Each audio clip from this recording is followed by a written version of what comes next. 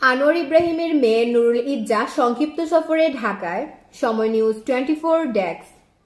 মালয়েশিয়ার প্রধানমন্ত্রী আনোয়ার ইব্রাহিমের মেয়ে রাজনৈতিক ও মানবাধিকার কর্মী নুরুল ইজ্জা আনোয়ার একদিনের সংক্ষিপ্ত সফরে ঢাকায় এসেছেন। গতকাল শনিবার 26 জুলাই দিবাগত রাতে তিনি হযরত শাহজালাল আন্তর্জাতিক বিমানবন্দরে পৌঁছান। সফরকালে তিনি অন্তর্বর্তী সরকারের শীর্ষ পর্যায়ের কর্মকর্তা, রাজনৈতিক ব্যক্তিত্ব, শিক্ষাবিদ এবং তরুণ উদ্যোক্তাদের সঙ্গে বৈঠক করবেন বলে জানিয়েছে পররাষ্ট্র মন্ত্রণালয়ের সংশ্লিষ্ট সূত্র।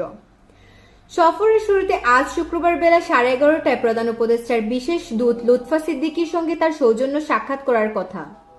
এরপর তিনি ঢাকা বিশ্ববিদ্যালয়ের নওয়াব আলী চৌধুরী সিনেট ভবনে আয়োজিত জুলাই বিপ্লব 2024-এর উত্তরাধিকার বাংলাদেশের পুনর্গঠন শীর্ষক এক সম্মেলনে অংশ নেবেন। সম্মেলনে বক্তারা জুলাই বিপ্লবের সামাজিক ও রাজনৈতিক প্রভাব, গণতন্ত্র পুনরুদ্ধার এবং রাষ্ট্রীয় কাঠামোর সংস্কার নিয়ে আলোচনা করবেন। সম্মেলন শেষে বিকেলে তিনি রাষ্ট্রীয় অতিথি ভবন যমুনায় যাবেন, যেখানে অন্তর্বর্তী সরকারের প্রধান উপদেষ্টা ডক্টর মোহাম্মদ ইউনূসের সঙ্গে তার একটি বৈঠক অনুষ্ঠিত হবে।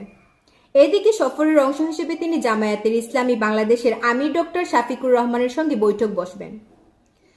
রোববার সন্ধ্যা 7:30টায় হোটেল ইন্টারকন্টিনেন্টের বৈঠকটি হওয়ার কথা রয়েছে।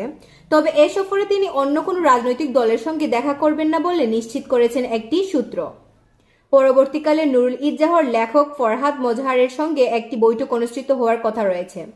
বৈঠক শেষে তিনি রাত 9টায় হযরত শাহজালাল আন্তর্জাতিক বিমানবন্দরের উদ্দেশ্যে যাত্রা করবেন।